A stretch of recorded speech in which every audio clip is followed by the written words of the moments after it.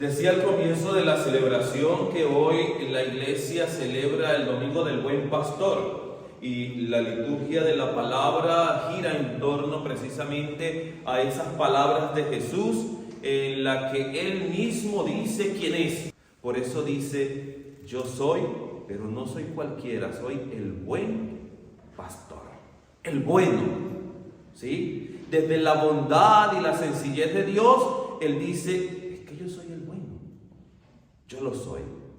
Ahora bien, el texto también nos va diciendo cuál es el oficio de un buen pastor, ¿ok?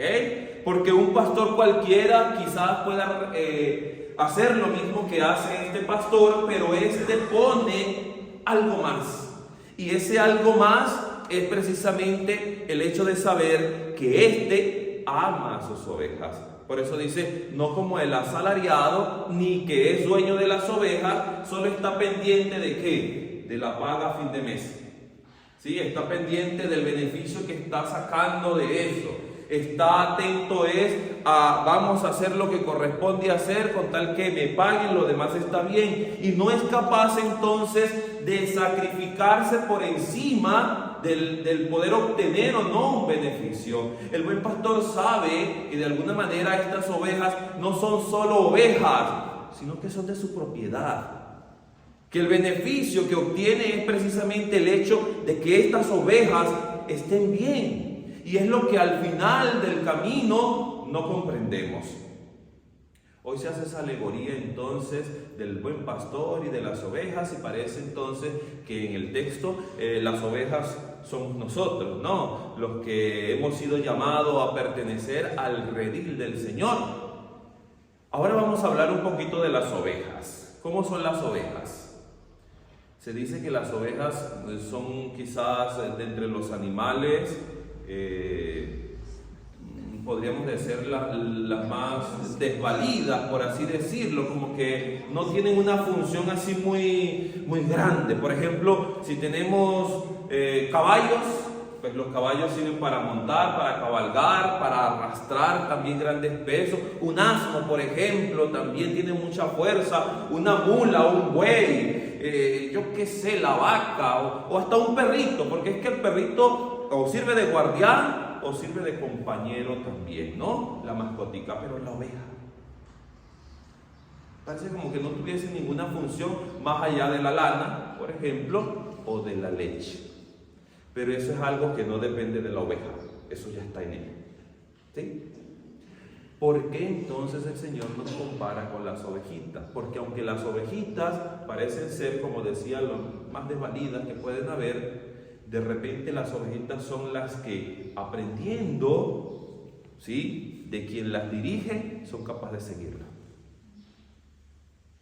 Yo nunca he tenido la oportunidad de estar en un campo de ovejas, por así decirlo, pero yo he visto en la televisión que con una campanilla, escuchar el sonido de la campanita, ellas siguen, ¿no? Y se acostumbran. Pero hay otra característica especial de las ovejas, es que ellas tienen que estar juntas, no se pueden separar, porque en la medida en que una se separe del resto de las ovejas, se desorienta, se pierde totalmente, y el perderse implica que se ha puesto en peligro. ¿Peligro de qué? De que llegue el lobo y se la quiera comer, se la quiera llevar, dice el texto, ¿no? Por eso el Señor nos recuerda que como ovejas, nosotros también tenemos que estar como juntos. San Pablo dice que somos y formamos el cuerpo místico de Cristo. Somos su iglesia.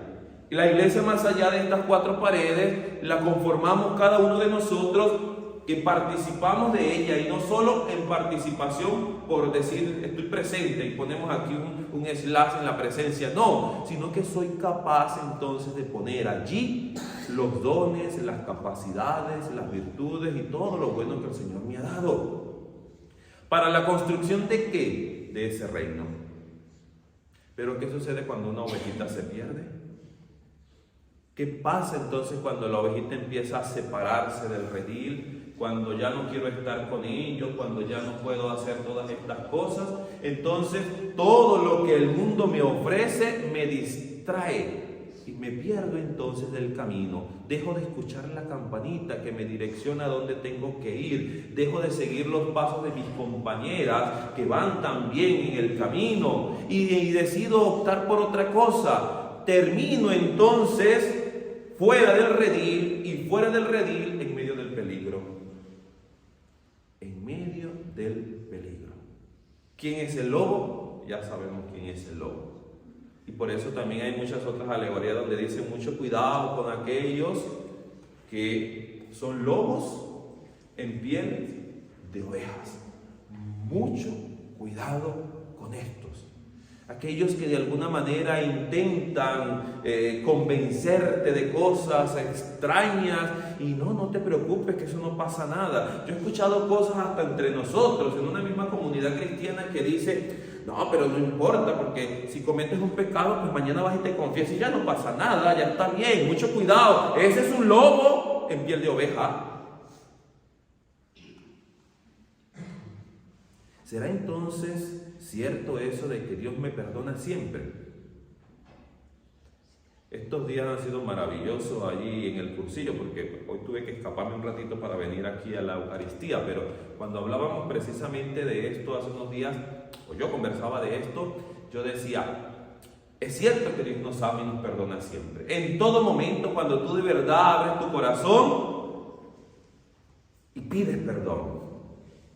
Pero eso de que aunque sea en el último momento, mucho cuidado, porque es que tú no sabes si llegará ese último momento, en donde tengas la capacidad de pedir perdón.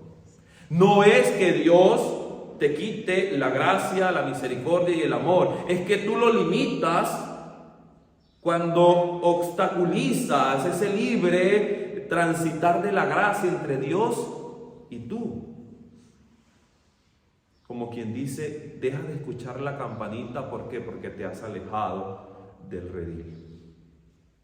Ya no ves cuál es el corral, el redil donde vamos a estar. ¿Por qué? Porque me he ido a la montaña, me he ido al campo. Hay cosas que entorpecen la visión que pueda tener de eso. Por eso tengo que estar muy atento. Porque todos nosotros formamos ese redil. Después el texto dice, y hay otro que también pertenece aquí, que lo tengo que atraer para que todos seamos uno solo. Hoy la iglesia a nivel universal pide por las vocaciones. ¿Por qué? Porque hoy se habla del pastor, pero también pide por las ovejas, porque es que el buen funcionamiento no depende solo del pastor, sino de que las ovejas también acaten el llamado del pastor. Pero ¿cómo se logra esto? Dice el texto, porque ellas conocen mi voz. Entonces, ¿qué tengo que hacer yo? Conocer la voz del pastor. Tú conoces la voz del pastor. ¿Cuál es la voz del pastor verdadero? Esta que proclamamos aquí todos los domingos cuando celebramos la Eucaristía y otras fiestas, que somos capaces de escudriñar en casa también con nuestra Biblia, no solo para ponerla de adorno, sino para poder revisar qué es lo que dice. Una vez alguien se me acercó y me dice: padre, mira, descubrí algo en la Biblia que yo nunca había visto. Y yo, ¿qué? Una historia que cuentan ahí de un señor que tenía 2 hijos y uno le pidió la herencia y se fue. Y entonces, dije yo, ¿quién no sabe la parábola del hijo pródigo o del padre misericordioso? Pero esta persona estaba sorprendido porque nunca lo había escuchado. Es decir, se sorprende porque no había escuchado la voz del pastor y es nuevo o nueva para ellos. Es eso lo que sucede. Y por eso nos perdemos. Nos perdemos totalmente.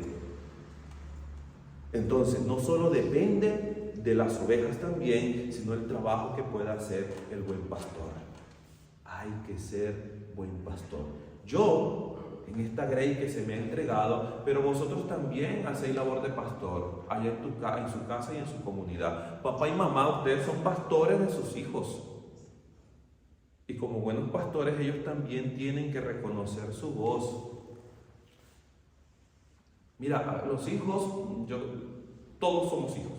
Todos, aunque papá a lo mejor ya no esté con nosotros, sabemos de esto, tenemos experiencia de esto, pero nosotros sabemos cuando mamá está molesta o no. Sabemos cuando le podemos decir algo o no. A veces hasta intuimos qué podrá decir, qué podrá responder de eso. Yo recuerdo que cuando yo le quería pedir algo que normalmente, a mi mamá, que normalmente me decía que no, yo tenía que buscar el momento apropiado para decírselo. Y ese día yo me preparaba, ¿y me preparaba de qué manera? Iba y me levantaba hacia mi cama, ordenaba todo, se me levantaba y le decía a mi mamá, yo te ayudo a acomodar la cocina, a lavar la loza y todo, y vamos a ordenar y a barrer y tal. Y cuando mi mamá me veía así, ya decía, ¿qué me va a pedir? Esa alegoría sirve para saber, yo sé cómo puedo, o yo conocía cómo podía llegar al punto en decirle algo a mi madre y mi mamá también sabía cuando yo actuaba de esta manera. Mi padre, por otro lado, también lo reconocía. Es que es mutuo el conocimiento. Y Dios te conoce a ti, conoce lo más profundo que hay en ti. El problema es que a veces nosotros no conocemos a Dios. Hablamos de Dios, pero no sabemos quién es Él. El problema aquí está en que debemos hablar de Dios, sí. Pero para poder hablar de Dios, primero tengo que hablar con Dios para poder conocerlo. Porque si tan solo empiezo a aprender de alguien por lo que otro me dice, corro el riesgo de no conocer verdaderamente a la persona, de tener prejuicios, etiquetas y mucho de la persona. Acércate a Jesús, conócelo verdaderamente y así entonces podrás dar una respuesta verdadera a esto. El pueblo de Israel tenía muchos problemas con los pastores en aquel momento. Dios suscita en un profeta llamado Ezequiel para que denuncie lo que estaba sucediendo con los pastores. ¿Por qué? Porque se estaban llenando. Recuerden que el templo de Jerusalén y desde su inicio, los que llevaban, por así decirlo, el mando de la iglesia, vamos a decirlo en ese sentido, es decir, de la religión como tal, tenían muchos privilegios. Y al tener esos privilegios se olvidaban de lo esencial de su servicio. Por eso manda al profeta a que denuncie lo que está sucediendo. Porque estos pastores están equivocados, porque no están haciendo lo que les corresponde. Y después le dijo, y llegará el día en que llegará un pastor que reunirá todas las ovejas. El buen pastor, el verdadero. Pero en ese momento nadie sabía de quién estaba hablando, sino tan solo de una promesa que Dios había hecho. Llega la plenitud de los tiempos, dice San Pablo, y ese buen pastor se hace presente, Jesús. Intenta reunir a las ovejas descarriadas. ¿Qué sucede con el pueblo de Samaria? Que no se la llevaba con el pueblo, con los judíos.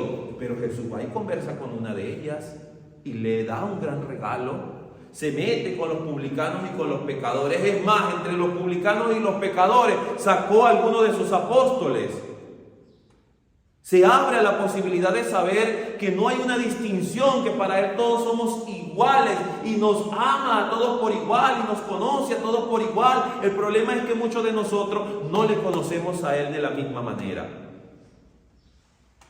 Y al no conocerle no atenderemos entonces a su llamado. Dios nos llama en todo momento, en toda ocasión, en todo instante de nuestra vida y a veces nos hacemos sordos o tan solo no reconocemos la voz que nos llama. Pidámosle a Dios que nos conceda esa gracia entonces de poder nosotros atestiguar en nuestra vida que reconocemos el llamado de Jesús, el llamado del buen pastor, el llamado de Dios. Y hoy de manera especial vamos a pedir por las vocaciones, ¿sí? Por las vocaciones a la vida sacerdotal, las vocaciones a la vida sacerdotal religiosa, a los religiosos, pero también a la vida consagrada, a la vida de matrimonio, a la vida laical, porque todos ejercemos en algún momento de nuestra vida el trabajo de ser pastores. Que seamos buenos pastores, que seamos esos pastores que el Señor quiere. Y como se lo anunció el profeta, un pastor según el corazón de Cristo, el corazón de Dios, que nosotros también lo seamos. Que así sea.